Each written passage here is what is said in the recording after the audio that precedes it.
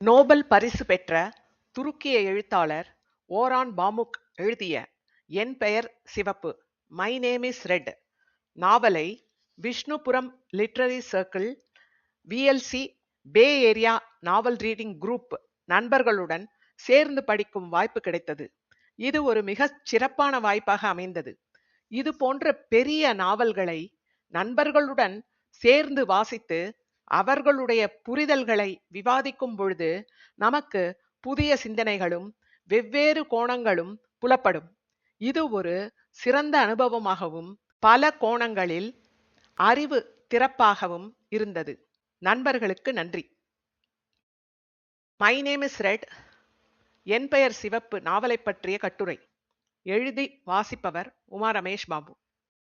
நாவல் 16ஆம் நூற்றாண்டின் இறுதியில் இஸ்தான்புல் நகரில் நடக்கிறது. இது ஓட்டமான் பேரரசின் பொற்காலம் மற்றும் வீழ்ச்சியின் தொடக்கம். சுல்தான் 3ஆம் மூரத் அவரது ஆட்சி காலத்தில் கலை மற்றும் இலக்கியம் செழித்தது. அவர் ஒரு இரகசிய ஓவிய புத்தகத்தை மேற்கத்திய முறைப்படி தத்ரூபமாக ஓவியங்களை கொண்டு உருவாக்க ஆணையிடுகிறார். தத்ரூபமான ஓவியங்களை வரைவது இஸ்லாமிய விழுமியங்களுக்கு எதிரானது என்று கருதிய தீவிரவாத குழுக்களின் எழுச்சி சமூகத்தில் பதற்றத்தை உருவாக்கியது. வெனிஸ் போன்ற ஐரோப்பிய நாடுகளின் கலாச்சாரம் மற்றும் கலை மெதுவாக உள்ளே நுழையும் பொழுது அதை ஒரு கலாச்சார ஆக்கிரமிப்பாக மக்கள் பார்த்தனர். இந்த நாவல் ஒரு முக்கியமான வரலாற்று மாற்றத்தை பதிவு செய்கிறது. கிழக்கு வர்சஸ் மேற்கு. பழைய இஸ்லாமிய ஓவிய மரபு மறைந்து நவீன ஐரோப்பிய யதார்த்தவாதம் உள்ளே நுழையும் தருணத்தை இது காட்டுகிறது. இது ஒரு கலையின் மாற்றம் மட்டுமல்ல, ஒரு நாகரிகமே மாற்றமடையும் வரலாற்று நிகழ்வாகும். இந்த நாவல் முக்கியமான கிழக்கத்திய பாரம்பரிய இஸ்லாமிய மற்றும் மேற்கத்திய மறுமலர்ச்சி கால உலக கண்ணோட்டங்களுக்கு இடையிலான மோதலை கலை மற்றும் ஓவியங்கள் வழியாக விவரிக்கிறது. கலை மற்றும் பார்வையின் தத்துவம். உலகை ஒரு மனிதன் எப்படி பார்க்க வேண்டும், எப்படி சித்தரிக்க வேண்டும் என்பதே இந்த நாவலின் மையக்கரு. மினியேச்சரிஸ்ட் பாரம்பரிய பார்வையில் ஓவியம் என்பது உலகை இறைவனின் கண்களால் பார்ப்பதாக இருக்க வேண்டும். இதில் ஆழம் மற்றும் தூரம் சார்ந்த பார்வை இருக்கக்கூடாது. ஏனென்றால் இறைவன் எல்லாவற்றையும் மேலிருந்து சமமாகவே பார்க்கிறான். 2-dimensional flat figures. ஒரு ஓவியன் தன் வாழ்நாள் முழுவதும் ஒரே விஷயத்தை வரைந்து பழகி இறுதியில் கண்களை மூடிக்கொண்டே நினைவாற்றலால் வரையும் நிலையை அடைவதே வெற்றி என்று கருதப்பட்டது. வெனிஸ் மேற்கத்திய பார்வையில் கலை என்பது உலகை மனிதனின் கண்களால் பார்ப்பதாக இருக்க வேண்டும். மனிதனை மையப்படுத்தி வரையப்படும் இந்த முறை பாரம்பரியவாதிகளால் தெய்வ நிந்தனை என கருதப்பட்டது. மனித பார்வையை இறைவனுக்கு இணையாக உயர்த்துவதாக அவர்கள் பயந்தனர். ஒரு ஓவியம் மிகவும் தத்ரூபமாக இருந்தால் அது இறைவனின் படைப்புடன் போட்டியிடுவதாக அமையும் என்றும் அது உருவ வழிபாட்டிற்கு இட்டுச் செல்லும் என்றும் அஞ்சப்பட்டது. தனித்துவம். தனித்துவம் மற்றும் நடை ஸ்டைல் என்பது ஓவியத்தில் ஒருவரது தனிப்பட்ட பாணி என்பது ஒரு திறமையாக கருதப்படாமல் ஒரு குறைபாடாகவோ அல்லது ஆணவமாகவோ பார்க்கப்பட்டது. ஒரு சிறந்த ஓவியன் தன் அடையாளத்தை மறைத்து கொள்ள வேண்டும். எல்லா ஓவியர்களும் ஒரே மாதிரியாக அந்த தெய்வீக இலக்கை நோக்கியே வரைய வேண்டும். ஒரு ஓவியத்தில் தனிப்பட்ட கையொப்பன் அல்லது அடையாளம் தெரிவது சித்திரக்காரனின் கர்வத்தை காட்டுகிறது என்று நம்பப்பட்டது. குருநாதர் ஒஸ்மான் அவருடைய நுண்ணோவிய மாணவர்கள் ஒரு வரைபடத்தை அப்படியே நகலெடுத்தாலும் அந்த வரைபடங்களில் அவர்களுக்கே உரிய ஒரு தனித்துவமான அடையாளம் இருக்கும் என்று அடையாளம் கண்டு அதற்கான விளக்கத்தை அளித்தும் குரு சிஷ்ய முறையில் இருந்த வலுவான உறவையும் பல நுண்ணோவிய கருத்துக்களையும் வாசகர்களுக்கு இந்த நாவல் கற்பிக்கிறது. குருட்டுத்தன்மை மற்றும் நினைவாற்றல். ஓவியர்களுக்கு குருட்டுத்தன்மை என்பது ஒரு பரிசாக அல்லது கௌரவமாக பார்க்கப்பட்டது. பல வருடங்களாக வந்த பிறகு ஒரு ஓவியன் பார்வை இழந்தால் அவன் உலகத்தை பார்ப்பதை நிறுத்திவிட்டு தன் மனதில் உள்ள இறைவனின் நிஜமான வடிவங்களை வரையத் தொடங்குவான் என்று நம்பப்பட்டது. ஒரு பொருளை நேரில் பார்த்து வரைவதை விட அதன் சாரத்தை நினைவில் வைத்துக்கொண்டு வரைவதே உண்மையான கலை என்பது இவர்களின் நம்பிக்கை. தத்துவம். இந்த நாவலில் கொலைகள் வெறும் தனிநபர் பகைக்காக நடக்கவில்லை. அவை பழமைவாதத்திற்கும் நவீனத்திற்கும் இடையிலான போரினால் நிகழ்கின்றன. ஒரு பழைய கலை வடிவம் அழியத் தொடங்கும் பொழுது அதை காக்க நினைக்கும் ஒருவனின் தீவிரமான தத்துவ போராட்டமே இந்த கொலைகள். கொலையாளி மற்ற ஓவியர்களுடன் ஒருவராகவே இருக்கிறான். அவன் மற்ற ஓவியர்களை காட்டிலும் சிறந்தவன் என்பதை நிரூபிக்க விரும்பினாலும் அதே சமயம் தனித்துவம் என்பது பாவம் என்ற தத்துவத்தையும் நம்புகிறான். தனது அடையாளத்தையும் தான் செய்த குற்றத்தையும் மறைக்க அவன் தொடர்ந்து பல செயல்களை செய்கிறான். கலை என்பது வெறும் மத சேவையாக மட்டும் இல்லாமல் தனி மனித புகழுக்காகவும் கதைகளை சொல்லவும் பயன்படத் தொடங்கும் ஒரு கால மாற்றத்தை இந்த புத்தகம் காட்டுகிறது. நாவலில் மனிதர்கள் மட்டுமல்லாது பிரேதம், சிவப்பு நிறம், ஒரு நாணயம், மரம், சாத்தான், நாய், பெண், குதிரை, மரணம் எல்லோரும் பேசுகிறார்கள். ஒவ்வொரு பொருளுக்கும் ஒரு குரல் இருக்கும், ஒரு பார்வை இருக்கும் என்பதை இது உணர்த்துகிறது. கொலையுண்ட இருவரும் இறந்த பின் ஒரு விடுதலை உணர்வை அடைகின்றனர். வாழ்ந்த காலத்தில் மகிழ்ச்சியாக வாழ்ந்ததாக உணர்கின்றனர். அவர்கள் மரணம் இயற்கையாக இல்லாவிட்டாலும் நாவலாசிரியர் வாசகர்களுக்கு மரணத்தின் நேர்மறை கருத்தை வெளிப்படுத்துகிறார். அன்றாட சமூக வாழ்க்கை. அந்த காலத்தில் சமூகத்தில் மதம் என்பது வாழ்வின் ஒவ்வொரு அங்கத்தையும் தீர்மானித்தது.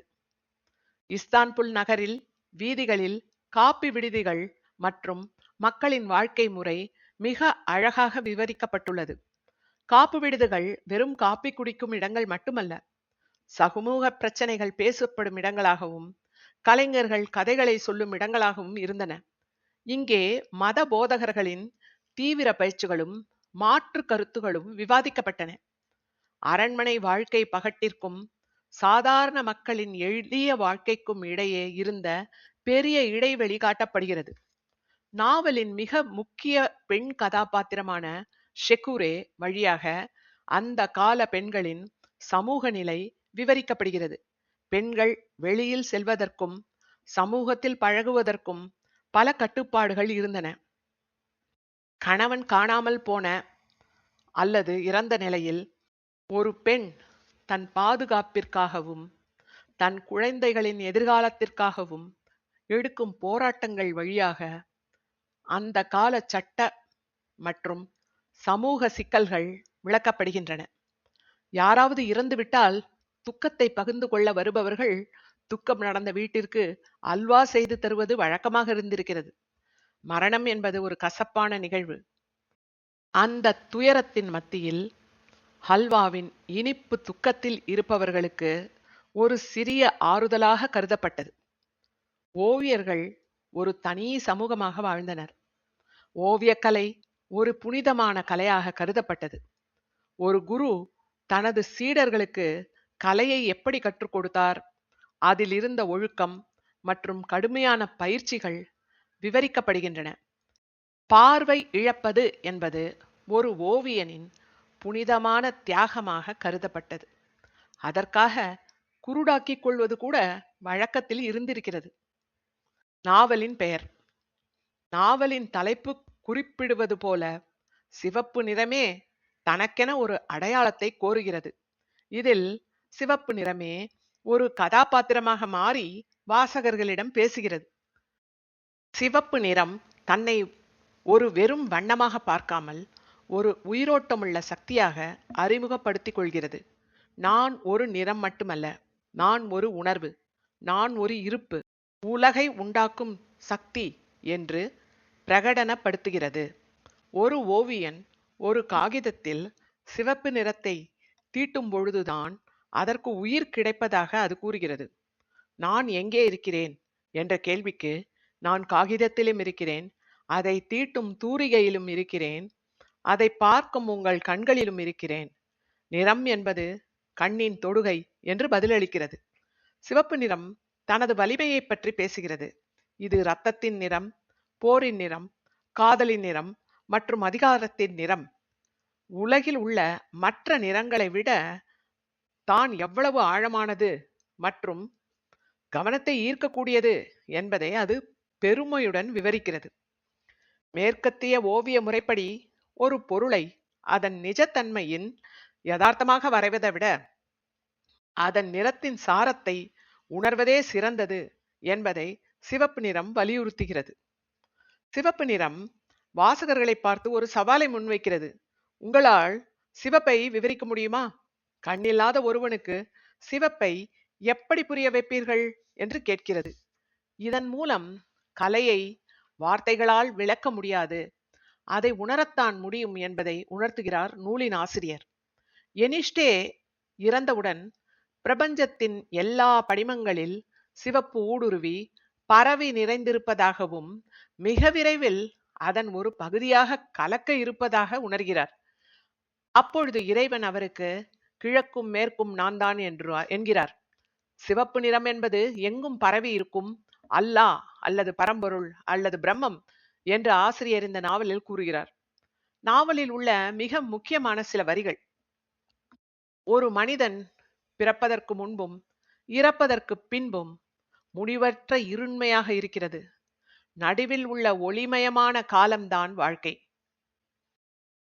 மரம், நான் மரமாக இருக்க விரும்பவில்லை, அதன் பொருளாக இருக்க விரும்புகிறேன். ஓவியம் என்பது எண்ணத்தின் மௌனம், பார்வையின் சங்கீதம். மூப்பும் மரணமும் மட்டும் இல்லாதிருந்தால் மனிதனுக்கு காலம் உருண்டோடுவது பற்றிய ஞானம் வந்திருக்காது. குருநாதர் ஒஸ்மான் ஒரு மிகப்பெரிய ஓவியர். அரண்மனையில் நுழையும் போது அதன் சதுக்கத்தை திரும்ப திரும்ப வரைந்து நிஜமாகவே அவருடைய ஓவியத்துக்குள் நுழைவது போல நினைக்கிறார். சாத்தான் பேசும் இடத்தில் ஒழுக்கம் எவ்வளவு அவசியமோ தீமையும் அவ்வளவு அவசியம். புண்ணியத்தின் அளவு பாவமும் அவசியம். அல்லாஹ் என்னை படைத்து உலகில் இருக்க அனுமதித்திருக்கிறார். உலகில் முறைமைக்கு நான் தான் காரணம். மனிதர்கள் பாவம் புரிவதற்கு காரணம் அவர்களின் வேட்கை, காமம், கயமைத்தனம், மதித்திண்மையின்மை. நான் காரணமில்லை என்று சாத்தான் கூறுவது வாசகர்களுக்கு ஒரு அறிவு திறப்பாக இருக்கிறது. ஆட்டோமேன் சாம்ராஜ்யத்தின் நுண்ணோவிய கலையின் முடிவு. இந்த நாவலின் முடிவில் சுல்தான் மூன்றாம் முரத் உருவாக்க நினைத்த ஓவிய மலர் வெளியாகவில்லை. ஓவியங்கள் முழுமையாக முடிக்கப்பட்டது மட்டும் கருவூலத்தில் வைக்கப்பட்டது. அடுத்து வந்த சுல்தான் அகமது சரித்திரங்களின் சாராம்சம் என்ற நூலை மேற்கத்திய முறைப்படி எழுத்தோவியர்களை கொண்டு தயாரித்து வெளியிடுகிறார். அதில் நுண்ணோவிய சித்திரங்களை சேர்க்கவில்லை. நாவலாசிரியர் ஒரு நூற்றாண்டாக மலர்ந்து செழித்த நுண்ணோவிய ரசனை என்ற சிவப்பு ரோஜா வாடி உதிர்ந்தது, நுண்ணோவியம் கண்ணெதிரில் மறைந்து போன விஷயமாகிவிட்டது என்று குறிப்பிட்டு நாவலை முடிக்கிறார். நன்றி. கட்டுரை நிறைவு.